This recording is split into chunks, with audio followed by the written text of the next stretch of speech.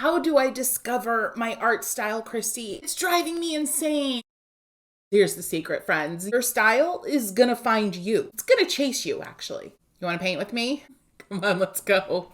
So while we chat, I'm going to be working on this floral piece, and please don't go anywhere because I know you may have arrived at this video and you might not be a watercolorist. You might develop characters and love anime and all the things, but the journey to finding your style is the same, regardless of the genre of art you're creating. Let's get into it.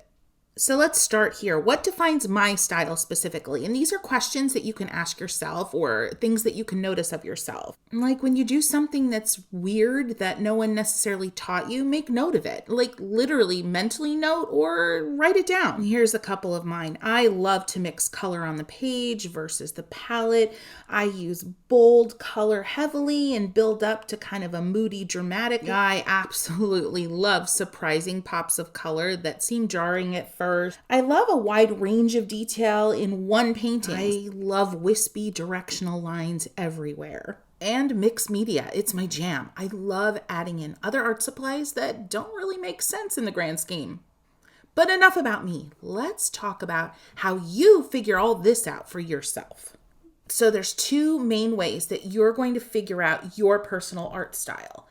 Number one, you're going to watch out for your own weirdness. Stick with me on that. We'll talk about it more. And number two is pretty straightforward, but you have to get into the habit of experimenting with your supplies. All right, let's jump into the weirdness part. Here specifically, you see me adding color to the sketch that I've been working on. And I noticed kind of early on in my watercolor journey that I never really had a very messy palette.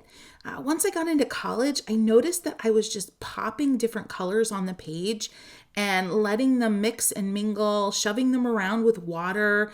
And it was different from how others were painting. I think I just really fell in love with the wet on wet aspect of watercolor and just went with it. And so now I don't really mix on a palette. I mix on the page. So it's a part of me. It's a weirdness factor that I noticed in myself and I indulged it. So you may be in the part of the journey where you're learning from others more than you're noticing your own weirdness, right? So you're doing different tutorials, you're following folks on YouTube, and you're going step by step alongside what someone else is doing. So how do you start to figure out, am I doing this differently? Do I like the results? But that's my point. You actually have to give yourself permission to do the thing differently.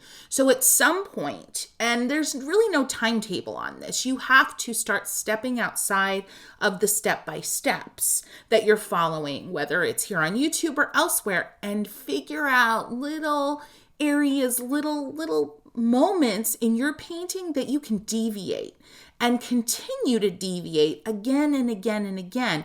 And in that process, you'll begin to find moments of weirdness where you're doing things differently that feel really good, that give you joy, that kind of give you that like creative tingle. I talk about the creative tingle, however inappropriate it might sound, but seriously, you have to seek out those moments, those creative juju moments that feel so good. But if you're not giving yourself permission to step outside the step by step, you're not going to find them as quickly. I'll point out a little bit of my own weirdness here that I discovered. I really like to let the paper show through.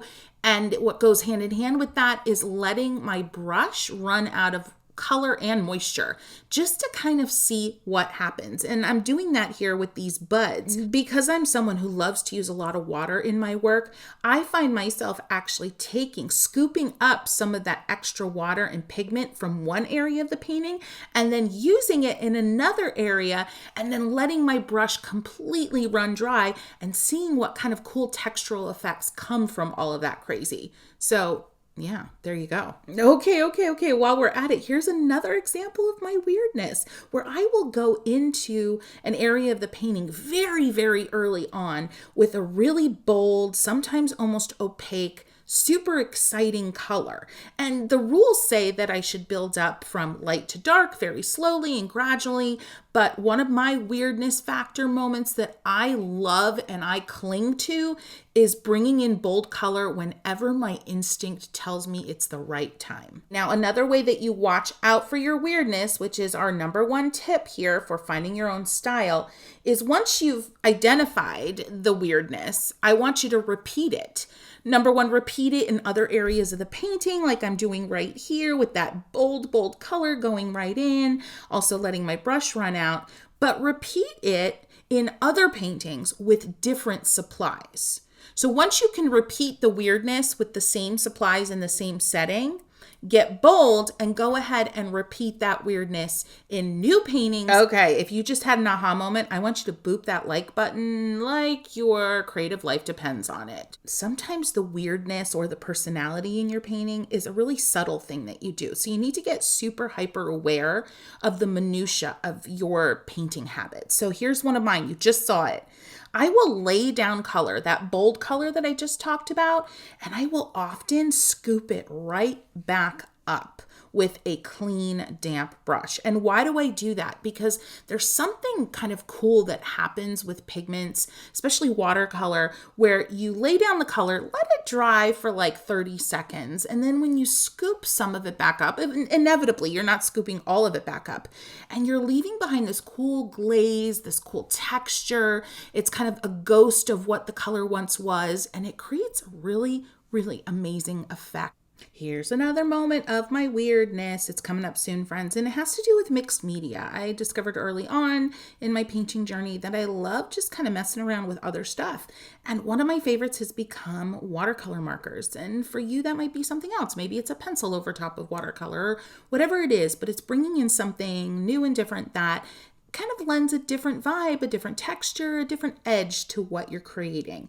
I've discovered specifically that this indigo, dark blue color is something I love to go in. I'm not outlining, but I'm adding a lot of shadows and intensity while my page is damp with this particular marker. And I do this in a lot of my work, and it gives my work kind of that recognizable moody vibe. Still on this weirdness tip for finding your art style, blend together your different weirdities. Is that a word? Nope. You know me, I like to make up words. So here I'm using my lovely marker that I mentioned, and then I'm lifting the color that I added from the marker right back out. So I combined my mixed media weirdness with my lifting color as soon as I put it down on the paper weirdness.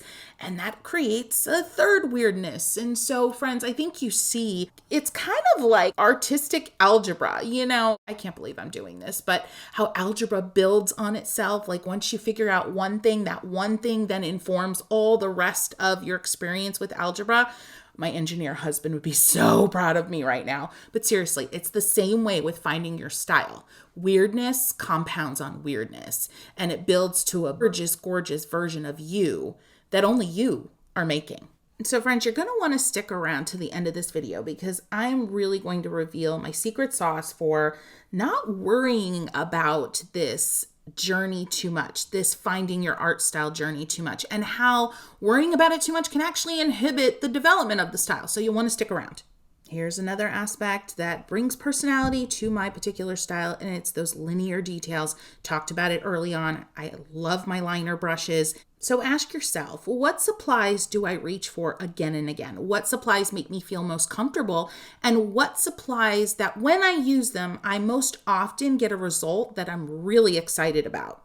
All right, friends, hit me up in comments. I want to hear so far. I'm sure you've been letting this swirl around in your brain as we've been chatting. What moments of weirdness have you discovered just in this session together? Whether you're painting with me or not, I'm sure you can identify at least one thing that you do that's like really cool and weird and specific to you. So let me know in comments because I want to get this conversation going. This community is incredible. So much of the good stuff that's happening on this channel is happening in the comment section because of you. All right. Pointing out another moment of my own weirdness in an effort to help you find yours.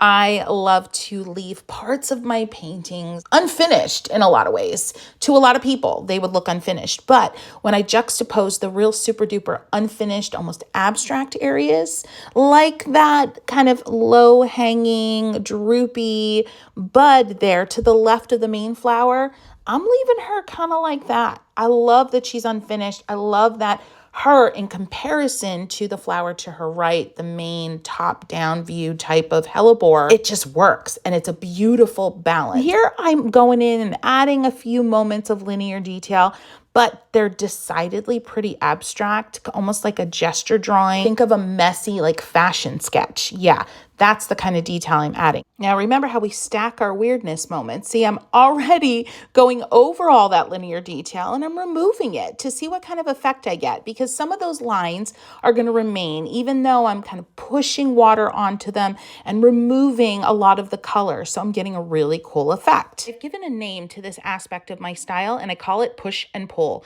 So you push onto the page detail, you add linear detail, you add bold color, and then you pull some of it back with the lifting technique. If you're wondering what I'm talking about with the lifting technique, this is a really good video to watch if you want an intro, if you're more of a beginner and you want to know the basics of all of this stuff that I'm talking about. Moving on to tip number 2, and it may seem obvious, but I want you to really dive in and invest in experimenting with your supplies, and not just financially invest. I mean, that could be part of it, but actually emotionally invest in the practice, in the consistent habit of experimentation and play. Because in my experience, the one thing that inspires discovery of all the newness, all the good stuff in your art journey is the willingness to just play, make a mess, get in there, get messy, get her done, and move on to the next painting quickly.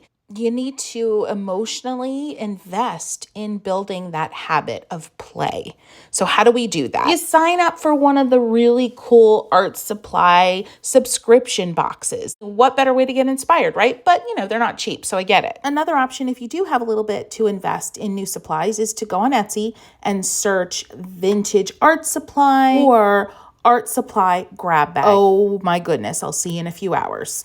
Now, before you get frustrated with me and leave, hear me. You don't need to have any budget to actually experiment. So one of the things that you can do, well, first is watch this video where I literally grab the first 3 or 4 art supplies that I find on my desk and I create random art with it. I literally use a crayon and a marker that was totally running out of ink. It's pretty cool. But back to my point of discovery, which leads to weird moments, and your weird moments lead to your art style. So how do you inspire discovery? Just get random. Sit at your desk, close your eyes, grab the first few art supplies that your fingers touch, and just make some art with those supplies. And it doesn't have to be anything labor intensive and long. You can just commit to 5-minute art making, but you will be blown away at what you will discover about yourself in those small moments of discovery that you force. And friends, I say it a lot here. If you wait around to be motivated to try something new, to be motivated to paint, to be motivated to do any of this, you're going to be waiting sometimes. Motivation isn't always the thing that keeps you going and keeps you inspired. Okay, I digress. That's for a whole other video, but next point is this. When you find your weirdness, you're essentially inventing your own kind of technique, right? So I like to think of this as invent and then indulge. So once you find out 1 or 2 personality things that you do in your own painting, AKA your weirdness, indulge in them.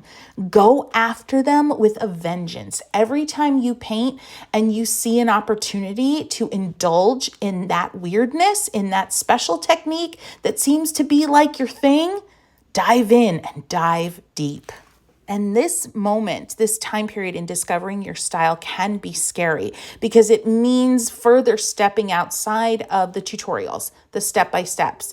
It means that you're paving your own way, and that can be absolutely frightening, and it can freeze you. It can stop your trajectory, but don't let it. Sink into, feel the feels, feel the fear, and keep on moving. All right, it's time to hit up comments again, friends, and not before you hit the boop. That's the like button. Give this video a boop, friends, if you're having a good time. But seriously, in the comments, I want you to commit to a piece of artwork that you're going to do in the next 48 hours. What randomness are you going to try? Share it with the group. Let's hold each other accountable. Love it. Now, I do have a third tip for discovering your own art style, and that tip is pretty serious. Friends, don't worry about it too much. Okay, I said it in the beginning. We didn't really talk about it much, but your style finds you. It finds you when you commit to habits. And I know we don't like to talk about habits and discipline when it comes to this joyful journey that I am so passionate about you finding. But the reality is, anything that makes us feel good, we're not always going to feel motivated to do it. We're just not. It's a complete lie that, oh, just because this thing makes me feel happy, I'm going to want to do it all the time. You're not. So commit to some of these habits, right? Commit to being very aware of your weirdness and even writing down some of your persnickety things that you do in your painting. Commit to experimentation and play. Commit to creating artwork in a way that feels a little uncomfortable at times. Commit to the habit, friends, and your style will find you fast.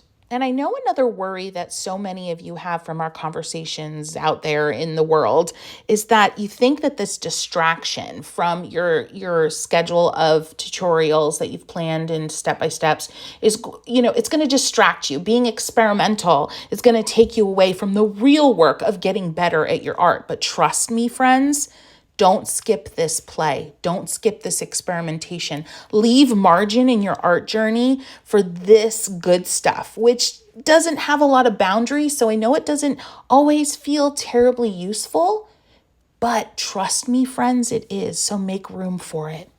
Okay, we're going to watch out for our own weirdness. We're going to commit to a habit of experimentation and play.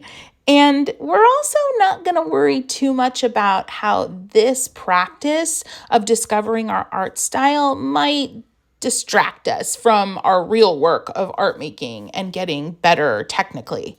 We're not going to do that, right? Okay. Wow, that was a lot. So what do we do now? It feels overwhelming. You might be feeling a lot of the fears, all the things. But in the next 48 hours, just take one small step, take one tip, and turn it into something of your own. Turn it into something useful to work towards the goal of discovering your own art style. Friends, I've had such a good time. Now, if you just feel like you need to paint now with all this information, go ahead and watch this video next. And happy painting.